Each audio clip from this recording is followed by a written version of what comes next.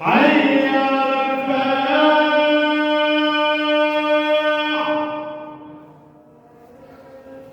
حي على الفلاح.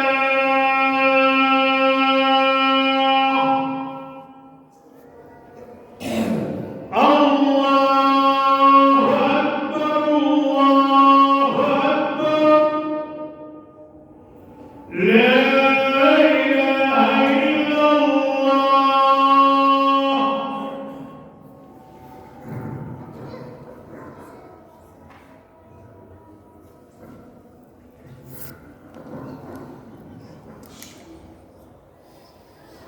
الحمد لله رب العالمين.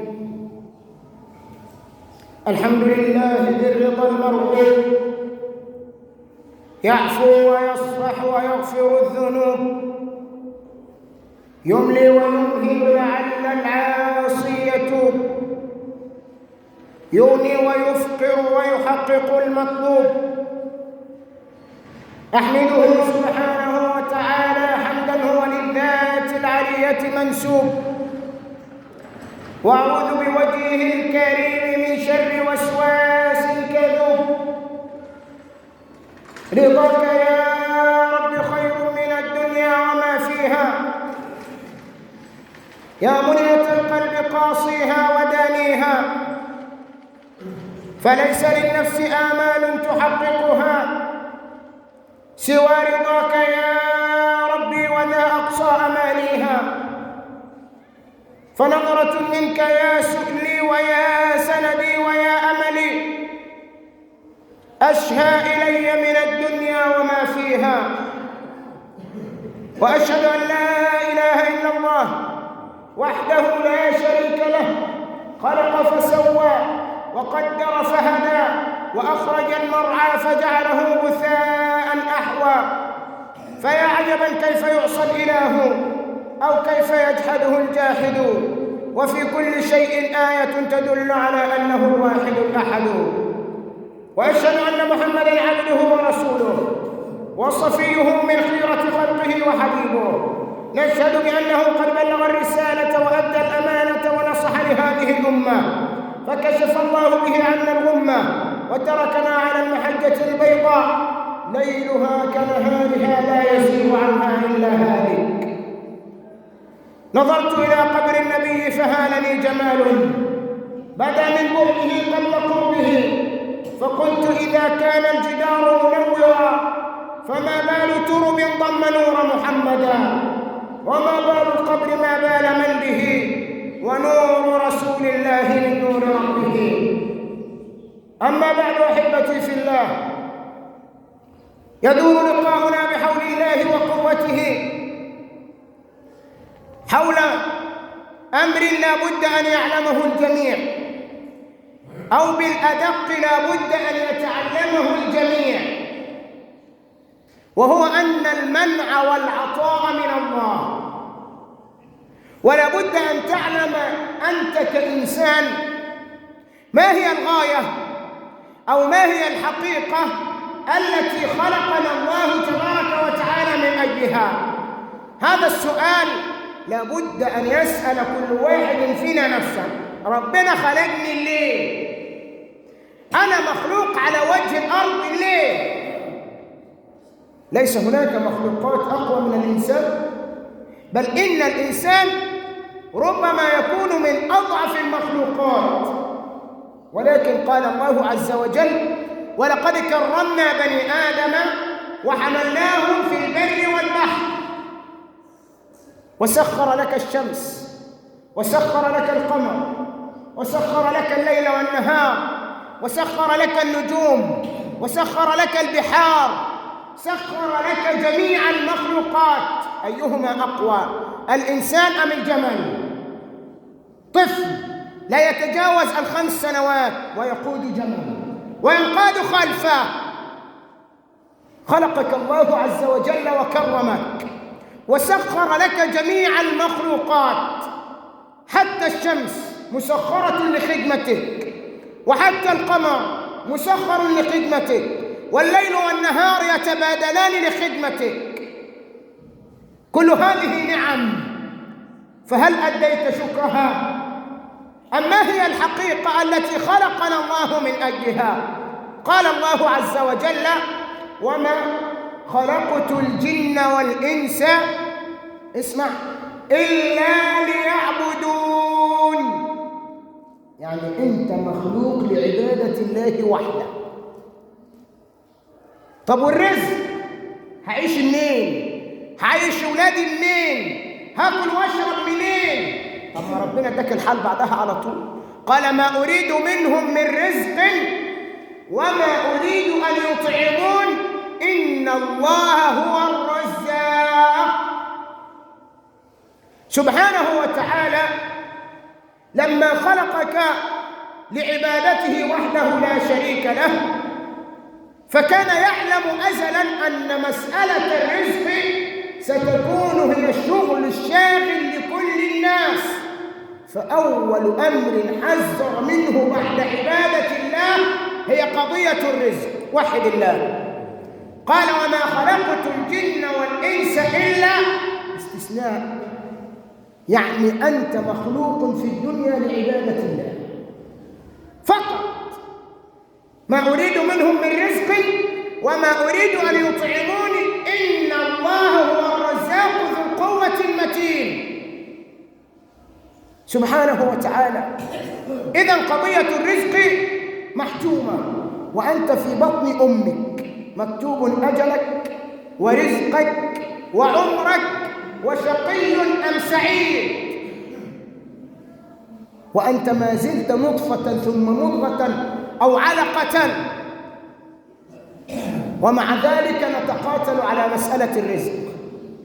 والله ما فرق بين الأب وابنه إلا الرزق، وما فرق بين الأخ وأخيه إلا من أجل المحاربة على الأرزاق. يعني أن الله تبارك وتعالى ضمن لك مسألة الرزق. قال: وفي السماء رزقكم وما توعدون. ثم أقسم ربنا تبارك وتعالى قال: فورب السماء والأرض إنه لحق. يعني أن مسألة الرزق محتومة ومنهي أمرها. قال الشافعي رحمه الله: علمت أن رزقي لن يأخذه غيري فاطمأن له قلبي. لكن لابد أن تعرف أن الرزق أولا وابتداء من الله، وأن المنع من الله. قال بعض العلماء: لو تأملت حكمة الله في المنع لوجدت أنه عطاء. لو تأملت حكمة الله في المنع لوجدت أنه عطاء. إزاي؟ صل على رسول الله. قال الله عز وجل: ولقد أرسلنا إلى من قبلك. يخاطب من؟ يخاطب رسول الله والأمة الإسلامية، ويخاطب كل من سمع بكتاب الله. ولقد أرسلنا إلى من قبلك أرسل الله إليهم رسلا مبشرين ومنذرين. ولقد أرسلنا إلى من قبلك فأخذناهم بالبأساء والضراء لعلهم يتضرعون. لعله يتضرع إلى الله، لعله يرجع إلى الله. قال الله عز وجل: ظهر الفساد في البر والبحر. بإيه؟ بما كسبت أيدي الناس. يبقى الأمراض اللي احنا فيها والأوبئة اللي احنا فيها والظلم اللي بنشوفه وقلة الضمير وكل الذنوب وكل ما يحدث من مصائب نحن السبب فيه. هذا بنص كتاب الله. قال الله عز وجل: ظهر الفساد في البر والبحر بما كسبت أيدي الناس. ليه يا ربي؟ ليذيقهم، ركز، صل على رسول الله أولا، ليذيقهم بعض الذي عملوا. يعني حاجة بسيطة جدا من اللي بنعمله. طب الحكمة لعلهم يرجعون. ترجع إلى الله، تعرف أن لك ربا فتعود إليه. فربما كانت المصيبة خير وهي خير، فالمصيبة تعيدك إلى رشدك وتعيدك إلى الصواب وتعيدك إلى الله وتعيدك إلى الطريق المستقيم لعلهم يتضرعون. ثم يتكلم ربنا تبارك وتعالى حكاية عنهم وتنويها لنا فيقول فلولا إذ جاءهم بأسنا تضرعوا، يعني لو جاءهم هذا البشير والنذير ثم جاءهم بأس من الله، كانوا في نعم فأصابهم الله فعادوا إلى الله فتضرعوا إلى الله، ما استمروا في العصيان، ما استمروا في المكابرة، ما استمروا في الفواحش والمنكرات. فلولا إذ جاءهم بأسنا تضرعوا ولكن قست قلوبهم وزين لهم الشيطان ما كانوا يعملون. فلما نسوا أمرك الله بالصيام، أمرك الله بالصلاة، أعطاك الله أموالا أمرك بالزكاة، أعطاك أموالا أمرك بحج بيته الحرام، أعطاك صحة أمرك بالصيام، ذكرك ببر الوالدين، ذكرك بالإحسان إلى الجيران والأقارب، ذكرك ونهاك عن أكل مال اليتامى، ذكرك ونهاك عن أكل المواريث، زكاك أو ذكرك وأمرك بمودة إخوتك وأقاربك، ثم بعد ذلك نسيت ما ذكرك الله به. إيه نصيبك؟ إيه جزاءك؟ فلما نسوا ما ذكروا به، اسمع عشان ما تنبسطش لما تشوف واحد ربنا فتح عليه، ربنا مديله. فلما نسوا ما ذكروا به فتحنا عليهم أبواب كل شيء، مال شغال، سيارات معاه، أراضي معاه، فتحنا عليهم أبواب كل شيء لتعلم أن المنع من الله عطاء. لما ربنا يمنع عنك الأموال هو كده رحمك، كده كأنه أعطاك، لأنك لو أعطاك المال هيجيب مال فهتنسى الصلاة، المال هيجيب مال هتنسى الزكاة، عايز تجمع أكتر، هتاكل حق الجار، هتاكل حق اخواتك في الميراث، هتاكل حق اليتيم، هتشهد زور. إنما منع عنك كأنه أعطاك. قال بعضهم فربما أعطاك ليمنعك وربما منعك ليعطيك.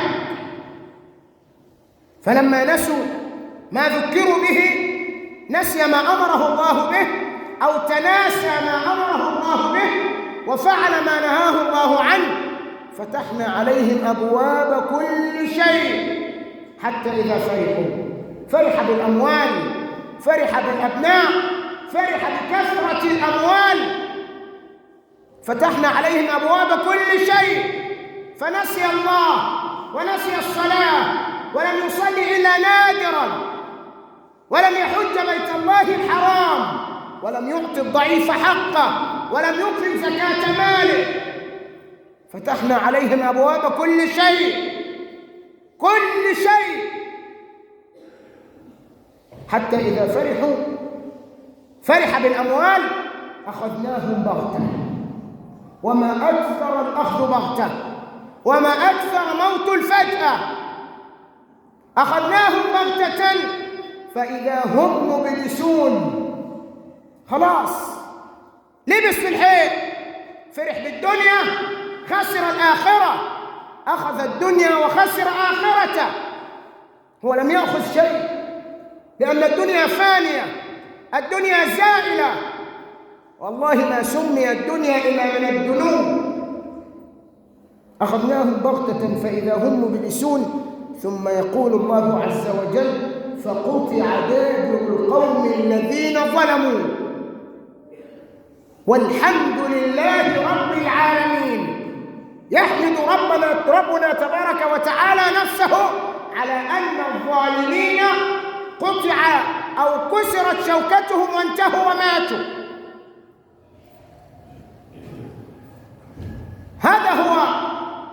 المعنى الحقيقي للمنع والعطاء أن المنع والعطاء من الله. فأما الإنسان إذا ما ابتلاه ابتلاء، العطاء ابتلاء، الأموال ابتلاء، الأراضي ابتلاء. فأما الإنسان إذا ما ابتلاه ربه فأكرمه ونعمه فيقول ربي أكرمن، وأما إذا ما ابتلاه فقدر عليه رزقه فيقول ربي أهانن. قال ونبلوكم بالشر والخير فتنة. هو الخير بلاء؟ نعم. قال الله عز وجل في سورة إبراهيم وإذ تأذن ربكم لئن شكرتم لأزيدنكم. هل كل عطاء الله شر؟ لا، بل إن الله أعطاك، فلو حققت شكر نعمته زادك، لو حققت شكرها زادك الله. لئن شكرتم على النعم لأزيدنكم ولئن كفرتم لم تشكروا النعم. أنعم الله عليك بالبصر فلم تشكر نعمته، أنعم الله عليك بالعلم فلم تعلم الناس، أنعم الله عليك بالصحة فلم تساعد الفقراء والمحتاجين، أنعم الله عليك بالأموال فلم تؤد حقه، ستزول. أما لو أديت حقها هذا وعد من الله، لئن شكرتم لأزيدنكم، تأكيد. ولئن كفرتم إن عذابي لشديد. قال الله عز وجل هو الذي جعلكم خلائف الأرض ورفع بعضكم فوق بعض درجات ليبلوكم فيما آتاكم. ادى الغني وخلى فقير، سخر بعضنا لبعض لنخدم بعضنا البعض بمقابل مادي، رفع بعض الناس درجات وأنزل بعض الناس درجات لنكون سخرا لبعضنا البعض، سخرية. ورحمة ربك خير مما يجمعون. قال ورفعنا بعضهم فوق بعض درجات ليبلوكم، للبلاء في إيه؟ فيما آتاكم، فيما آتاك من مال، فيما آتاك من صحة، فيما آتاك من أبناء، فيما آتاك من علم وغيرها وغيرها. ثم قال سبحانه وتعالى يختم الآية بمعجزة، قال إن ربك سريع العقاب، إن ربك سريع العقاب لمن لم يشكر نعم الله، لمن نسى ذكر الله، ولمن تعدى حدود الله. إن ربك سريع العقاب وإنه لغفور رحيم. يعني زي ما في عذاب وعقاب للذي كفر النعم، في نعيم وجنة للذي شكر النعم. ما تقولش ربنا غفور رحيم، طب ما زي ما ربنا غفور رحيم ربنا شديد العذاب وشديد العقاب وسريع الحساب. لابد أن ننظر إلى الأمر من جميع الجهات. آية واحدة ختمها ربنا تبارك وتعالى قال إن ربك لشديد العقاب وإنه لغفور رحيم. نحن قسمنا بينهم معيشتهم في الحياة الدنيا وجعلنا بعضهم فوق بعض درجات ليتخذ بعضهم بعضا سخرية.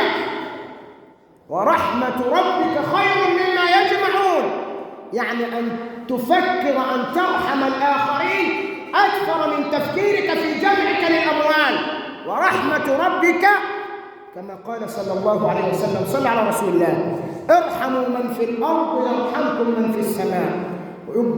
قال الله عز وجل ورحمة ربك لكي ترحم الآخرين خير أفضل مما يجمعون. هذه هي الحقيقة. لابد أن تعلم علم اليقين أن الله عندما منع عنك العطاء فهو أعطاك، وعندما أعطاك ليختبرك، أعطاك ليبتليك، ولنا في قصة بني إسرائيل الثلاثة الموعظة نتحدث عنها بعد جلسة الاستراحة. اذكروا الله العظيم يذكركم واستغفروه يغفر لكم.